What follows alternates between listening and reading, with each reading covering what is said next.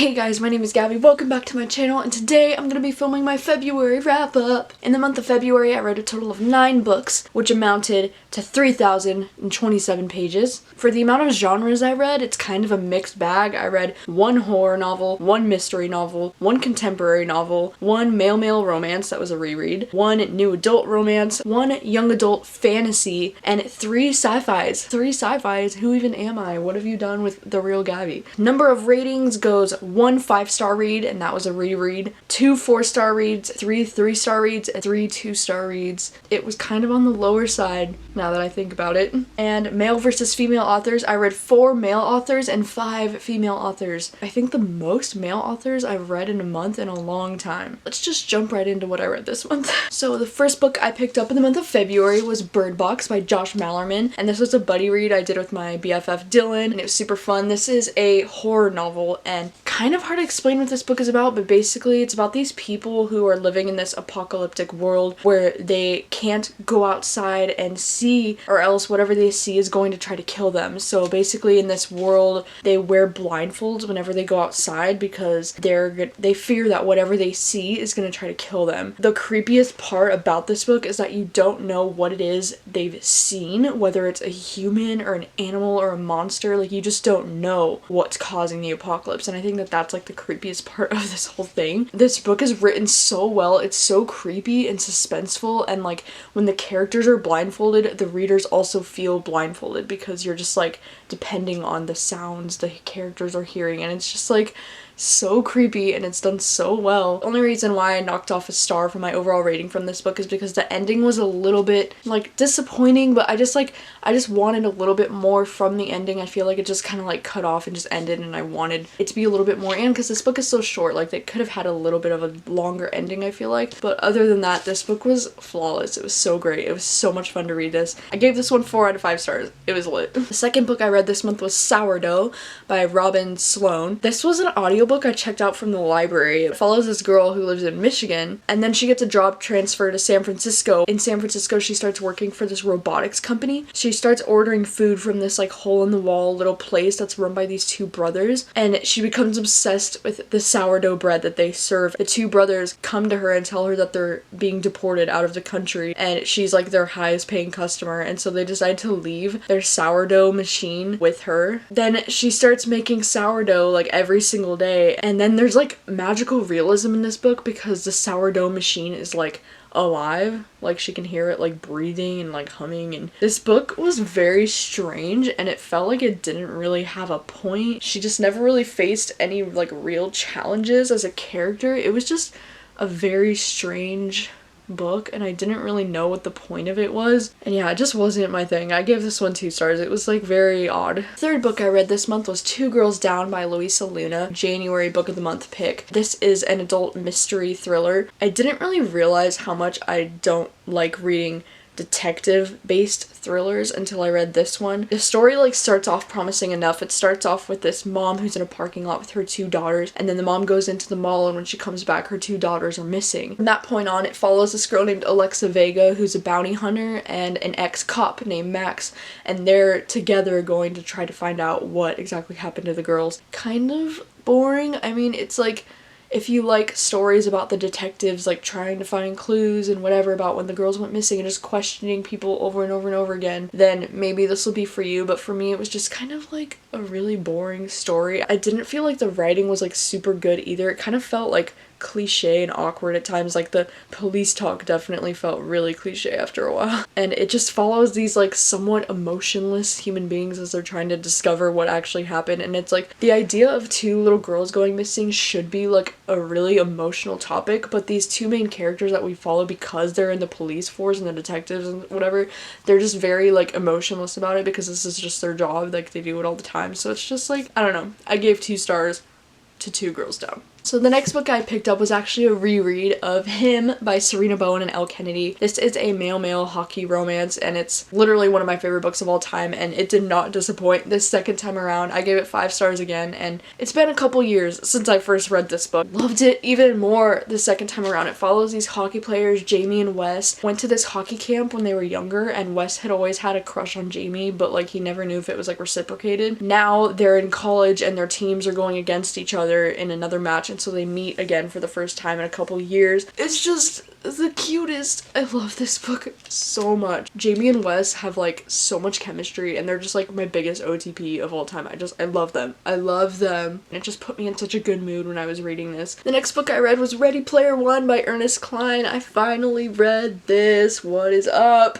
This is a young adult sci-fi novel, and I mean, you've probably heard of it. It's becoming a movie next month. Like literally everybody's talking about this book right now, and I'm happy to say it was very great. It definitely lived up to that hype. It was a lot of fun to read. This book follows this teenager named Wade Watts who lives in 2044 in Oklahoma in a trailer park that they call the Stacks, because they stack the fucking trailers now. Everyone is obsessed with this video game called The Oasis, and it's like this virtual reality, and it's part of their daily lives. Like, it's taken over the country. James Halliday, the creator of The Oasis, recently died of cancer, and he left behind an Easter egg in the game, and like the Easter egg, if you find this Easter egg, then you will inherit his $240 billion fortune. I loved the world building of this book, like the way it talked about our future. Like, I feel like this is a very accurate depiction of what our society might become in the year 2044. I mean, it kind of feels like Blade Runner in that way, like where we're living in this future world where just everything they've warned us about, like, you know, human population and global warming, it's a reality for the people in 2044, like all the things that we've done to our planet, and so now they're like living with it. I love the idea of the Oasis. It's just so cool. Like, you could be anything you want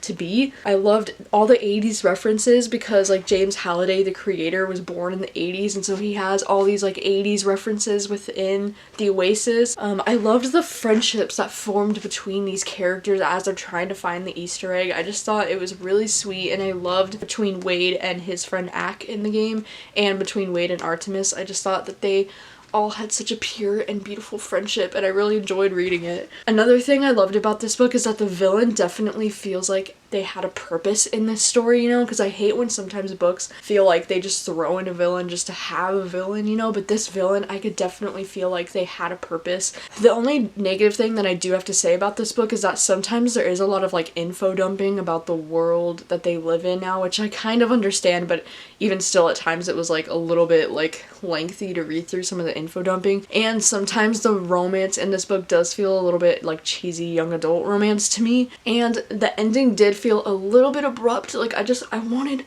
a little bit more at the end. I wanted like an epilogue or something to help like conclude and finish this story. I don't know. Other than that, it was really great. It was really fun to read, and I gave this one 4 out of 5 stars. I can't wait for the movie. It's gonna be a lot of fun. Next one I picked up is Annihilation by Jeff Vandermeer, and this is an adult sci-fi book. This book was very odd. I still feel like I don't really know what this book was about. It's very short. It's only like 195 pages. There's this area called Area X that is super secretive, and like the government has hid it from society, and I guess there were like some government experiments like gone wrong in this area or something, and now the whole area is just like, so there have been 11 expeditions to go into Area X with these like groups of people, and something has gone terribly wrong with like every single expedition. So now we follow the 12th expedition, which consists of 4 women, which is pretty cool. The main character is a biologist, the one that we're following, and along with her is a psychologist, a surveyor, and an anthropologist. It had this like really creepy, eerie atmosphere that kind of kept me interested in it. You can definitely tell that this is the first book in a series, and I don't really think that this book stands well on its own. Like, I think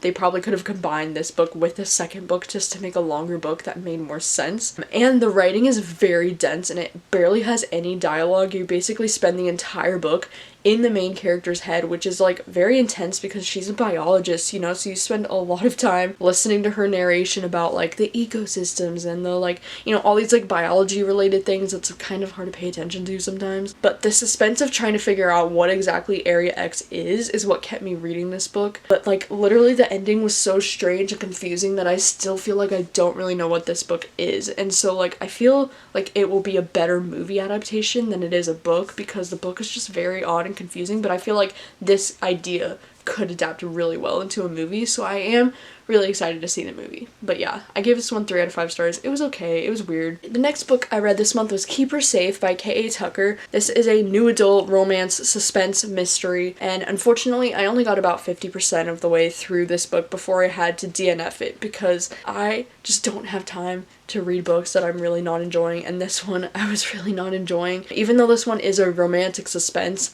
I think that the romance is very mediocre at best, and the suspense was just kind of like boring to me. She has a mom who lives in a trailer park, and then he has a mom who's like the head of the police department, and the book starts off with her killing herself. You basically spend a lot of time trying to figure out why, and like there are so many secrets within the police department, and it's just like I didn't really care. This is the third K.A. Tucker book that I've been disappointed by, so I'm like, maybe I should just not read her books anymore. The only one I've really loved is He Will Be My Ruin, but everything else has just been like very mediocre and forgettable. Thank you so much to Atria Books for sending me a copy of this book. I'm really sorry that it wasn't for me. I ended up giving this one 2 out of 5 stars. The 8th book I read this month was The Apocalypse of Elena Mendoza by Sean David Hutchinson. Sean David Hutchinson wrote my favorite book of all time, We Are the Ants, but unfortunately I just haven't really been as impressed with his books ever since We Are the Ants. This book honestly kind of feels like another copy and paste of We Are the Ants to me. Like, I don't know why. I feel like Sean David Hutchinson maybe just needs some fresh and new ideas, because all of his books have felt very similar to We Are the Ants since I've read We Are the Ants. And this book basically follows this girl named Elena Mendoza who was born out of a virgin birth. Her mom was a virgin when she gave birth to her, and they do have a scientific reason for it. And so now Elena is 16 years old and she can perform miracles on people. And she has this crush on this girl named Freddie, and Freddie gets shot in a Starbucks parking lot in the beginning of this book. And then Elena is able to like cure her wound. Just like instantly, she just performs a miracle, heals the bullet wound, and Elena also hears these like voices that talk to her. And I found this part of the book like incredibly cheesy. I just couldn't get past how cheesy it felt. Like literally the Starbucks logo would start like talking to her, and like her box of tampons would talk to her. It was just very strange, and I couldn't get past how like cheesy it felt. Her love interest Freddie just is kind of a bitch. Like she pissed me off throughout most of this book because she treats Elena so terribly. Like she's just constantly being a bitch to her, even though she literally just saved your life. You should be so grateful to her. I just didn't understand, like she was so ungrateful. I just feel like Elena deserved better than that. Like I really didn't like Freddie. I mean, obviously the good things in this book include bisexual representation, a really diverse cast of characters, and gorgeous writing about, you know, life in the universe that you could come to expect from Sean David Hutchinson. I mean, obviously I'm kind of a minority in this opinion because everybody else still seems to like love this book, but I just wasn't feeling it as much. I think We Are the Ants will always be his best book, probably. I gave this one 2.5 out of 5 stars. And the last book I read this month was Warcross by Marie Lu, and this is a young adult sci-fi novel, and it's exactly like Ready Player One. It basically is Ready Player One, but just not as good. I think that I made the mistake of reading this book in the same month as Ready Player One. I feel like I might have enjoyed this book a lot more had I not literally just read Ready Player One. Yeah, I listened to the audiobook for this because it became available at my library, and this book basically follows this girl named Amika who's a bounty hunter in New York. There's this game called Warcross, which is basically the Oasis. She's able to hack into the game, and then the creator of the game reaches out to her and offers her a job in Tokyo to come work with him. Yeah, and then it's like she starts to have like a relationship with like the creator of the game. I thought the Oasis was so much more developed and more fun to read about than Warcross. I just thought that this book at the end of the day was very forgettable, and it wasn't as fun to read as Ready Player One. Like Ready Player One was non-stop action amazingness, and Warcross, after the initial introduction, like I was into it in the beginning, like, you know, when she had her like bounty hunter scenes and stuff, I thought it was really fun, but then from that point on, after she went to Tokyo, it just slowed down a lot and it got very boring to me. So I ended up giving this one 3 out of 5 stars. I didn't want to be super harsh on my rating or anything because it was still fun. It just wasn't as great as Ready Player One. Those are all the books that I read in February. You know, I thought I had a pretty good reading month, and looking back on it, I disliked a lot of the shit that I read. I think rereading him was one of the best decisions I made this month because I just had such a fun time rereading it. It was amazing, and I feel like I need to at least reread one favorite book once a month. Favorite new books that I discovered this month was definitely Bird Box and Ready Player One. These books were so much fun to read and they definitely lived up to the hype, and I can't wait to see the movie adaptations for both of these. Also can't wait to see the movie adaptation for Annihilation because I'm hoping it's a much better adaptation. Those are all the things that I read in the month of February. Have you read any of these books? What are your thoughts on these books? How many books did you read in the month of February, and were you mostly disappointed or happy with everything that you read?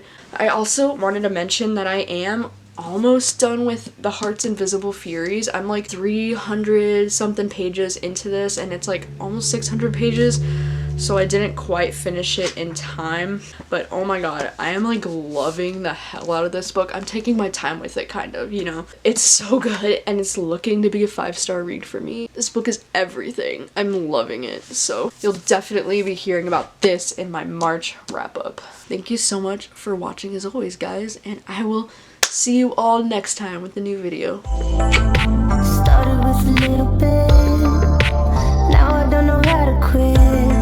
Warcross by did I give it 4 out of 5?